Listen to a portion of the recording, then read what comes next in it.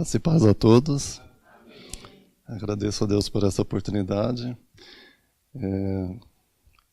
por tudo que Ele tem nos proporcionado. É motivo de muita alegria ter esse privilégio, né? Que o Senhor tem nos escolhido, tem nos elegido para estar aqui na presença dEle. E, embora nós temos essa alegria, muitos ainda não atingiram, né? Não conseguiram alcançar essa graça. E muitos até têm perdido as esperanças. E tem se visto perdidos e tem procurado socorro em alguma coisa, em algum lugar, em algumas pessoas ou em algo. E algumas delas também não têm encontrado a solução, ou achado ou suprido a sua necessidade em alguém ou algo.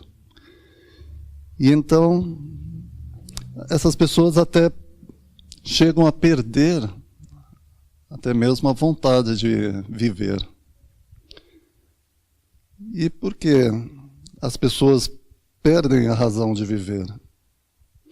A gente que sabe que, se a gente for pesquisar, a gente vai encontrar aí, né, o IBGE que faz as pesquisas, né? Em termos de suicídio, todos os dias 3.000 pessoas no mundo cometem suicídio. E o que é um suicídio, né? O suicídio é o ato intencional de matar a si mesmo. E quando ocorre o suicídio? Por que ocorre o suicídio? Exatamente isso, a falta de esperança, né? Uma pessoa desesperançosa, uma pessoa que desiludiu da vida, a pessoa que perdeu o sentido, a vida já deixou de ter sentido para ele. E quais são os motivos? Os motivos são vários, são sentimental, são emocional, são financeiros, são dívidas, são as teorias filosóficas, né? Que são as perturbações mentais. E essas teorias também que, de alguma forma, elas fazem que as pessoas realmente percam a razão de viver, né?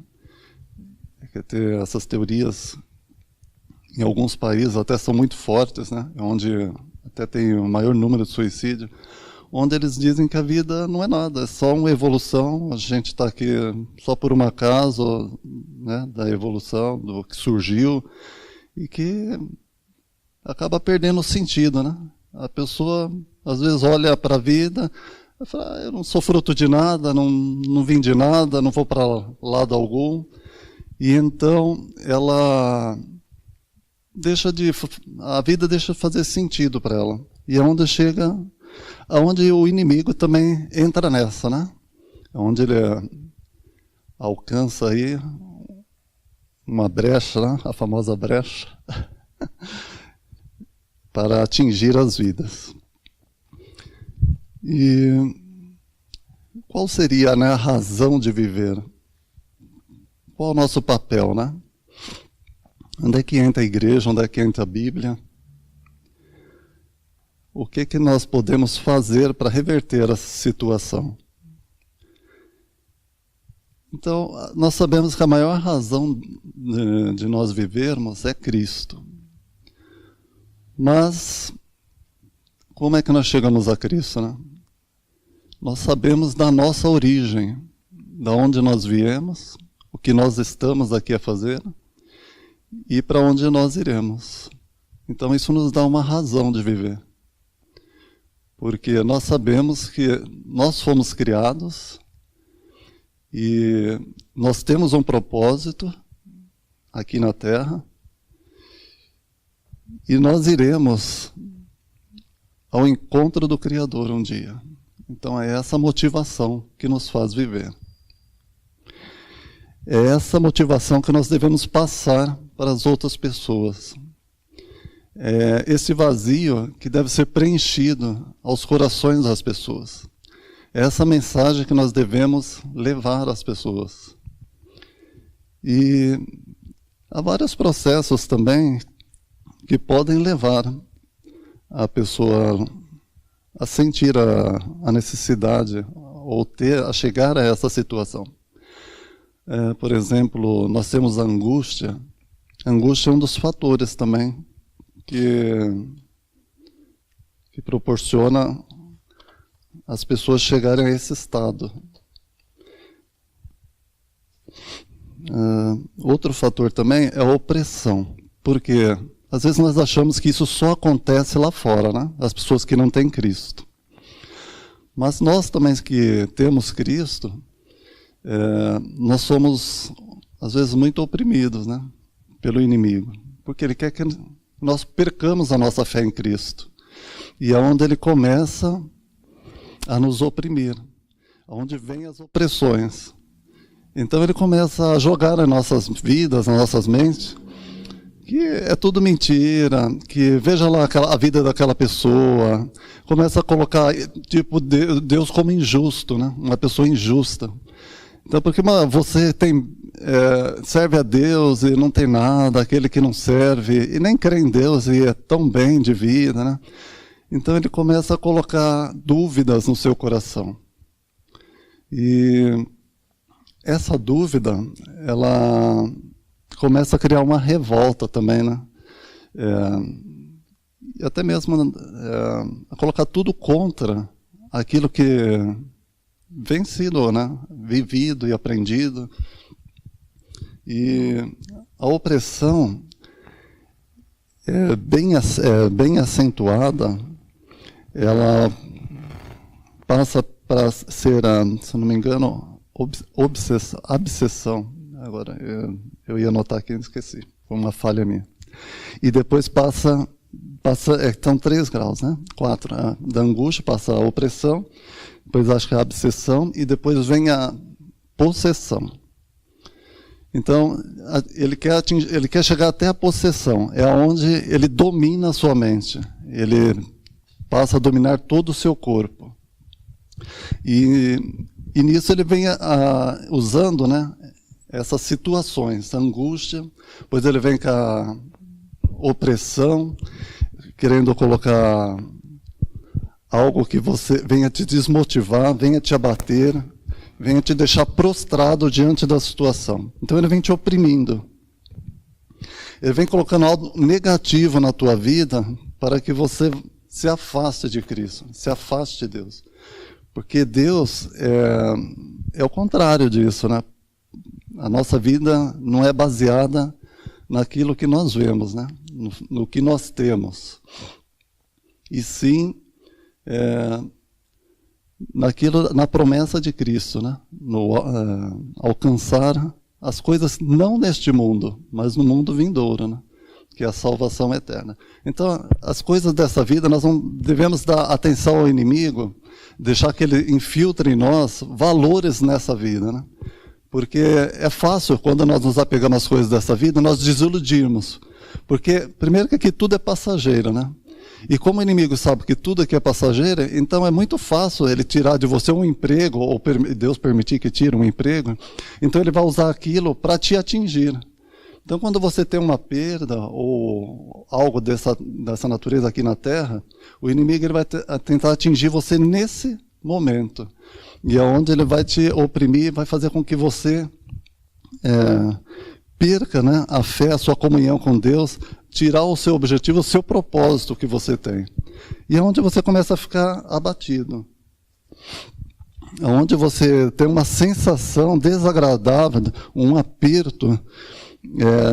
E como você às vezes se encontra numa situação de incapacidade, você fica sem possibilidade de escapar de algo. É como se você tudo tivesse escurecendo, você estivesse num local onde não houvesse mais luz.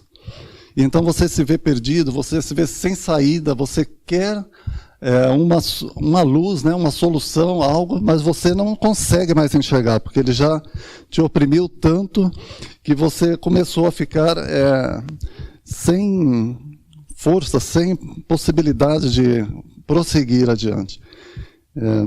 Ele também pode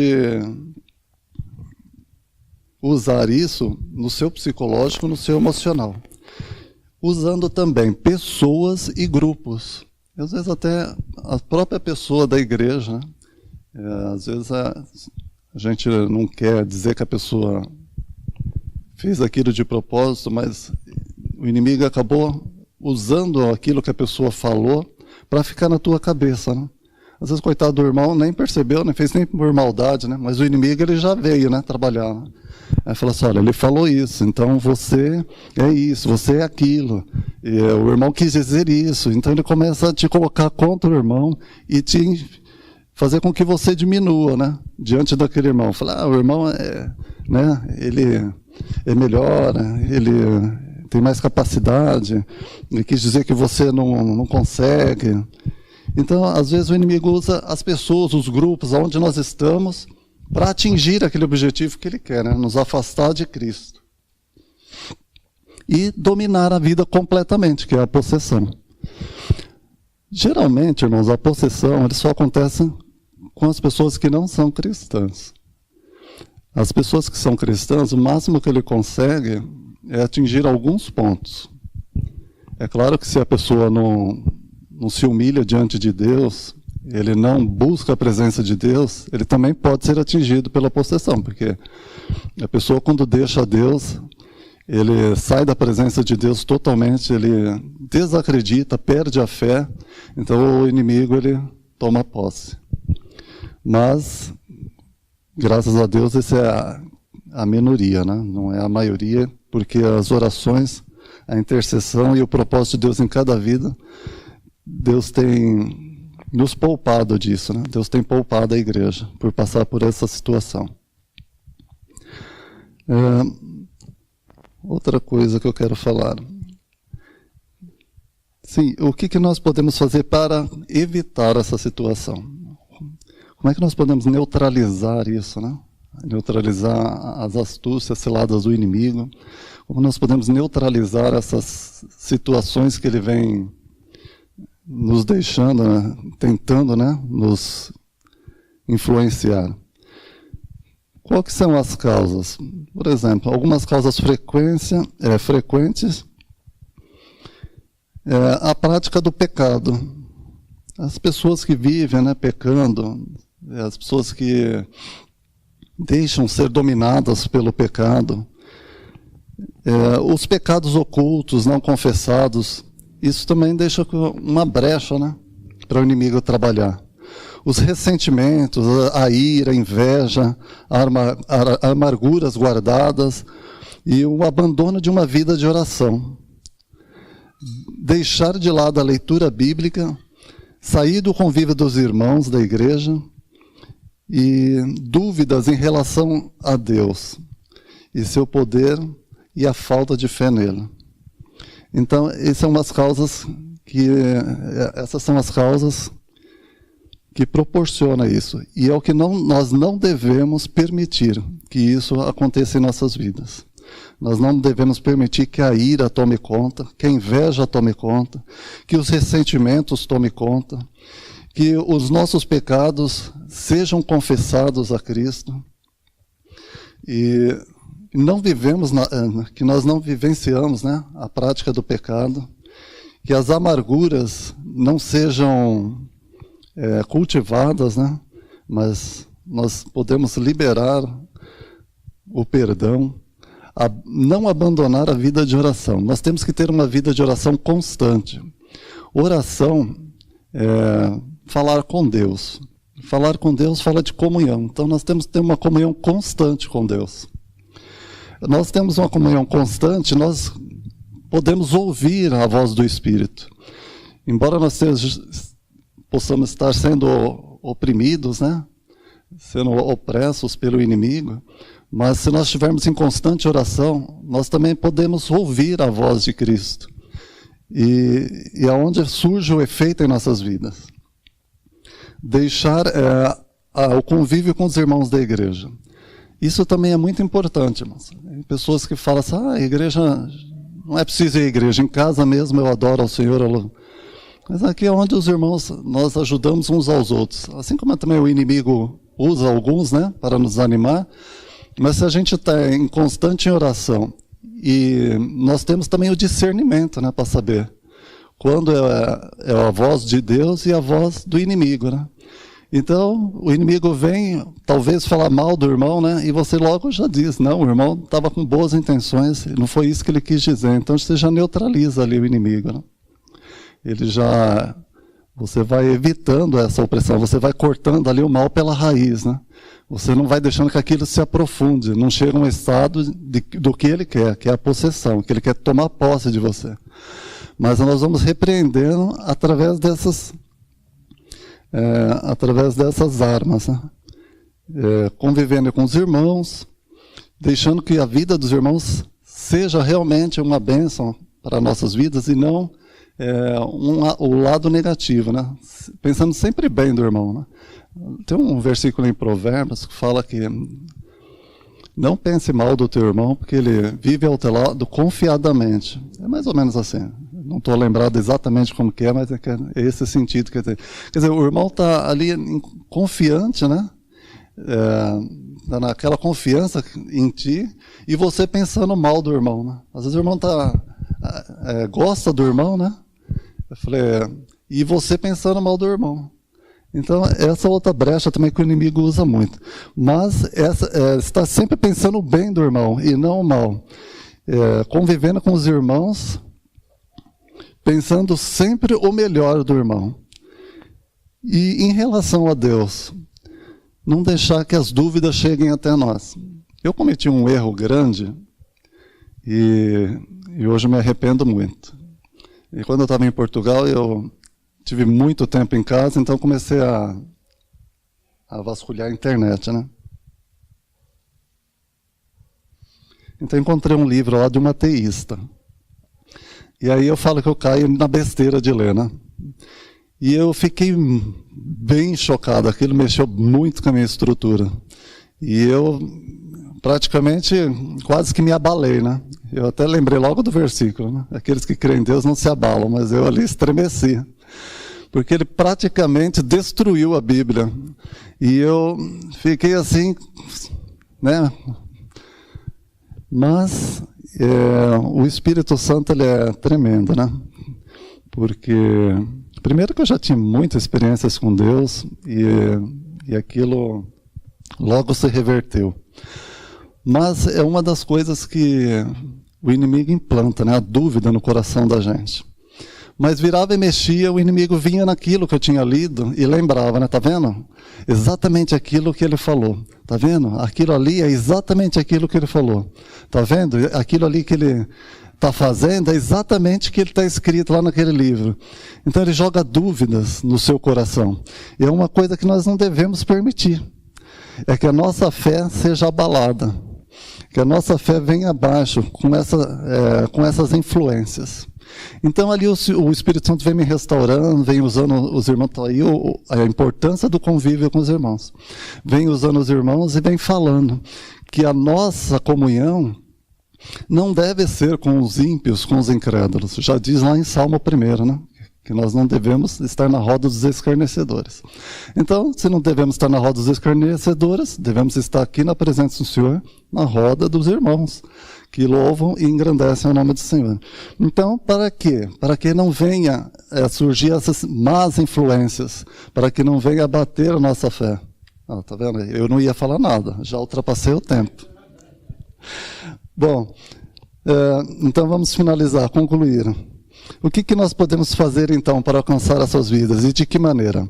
Orar para que Deus não permita que essas pessoas se deixem dominar por essa opressão. Nós temos visto vários casos aqui, né? Inclusive nós tivemos aqui pedido de oração, pessoas que estavam com pensamento de suicídio. Vamos orar para essas pessoas, para que elas não sejam totalmente dominadas, né?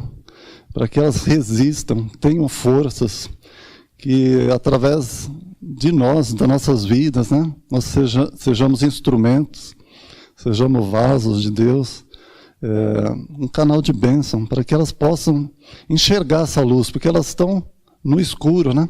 E que nós, como luz do mundo, podemos clarear, levar a luz a essas vidas. Que elas possam resistir à opressão, voltando-se a Deus. Uma forma de voltar-se a Deus é se humilhar diante de Deus, reconhecer a soberania de Deus, é saber que tudo é permitido por Ele e com propósito, né? Que nada é sem propósito. A vida, sim, faz sentido. A vida nunca deixa de ter sentido. Porque Deus, debaixo dos céus, tem um propósito para cada um de nós. Nós não estamos aqui por uma acaso, por uma evolução, por nada disso. Porque Deus tem um propósito na nossa vida, porque nós sabemos que Ele nos criou e nós sabemos que nós iremos um dia estar com Ele. E que tudo que Ele tem feito faz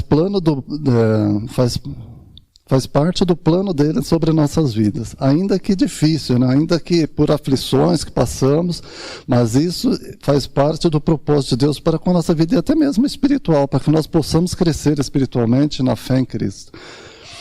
Vamos também orar para que as pessoas sejam fortalecidas, né, na fé e através da nossa palavra, né,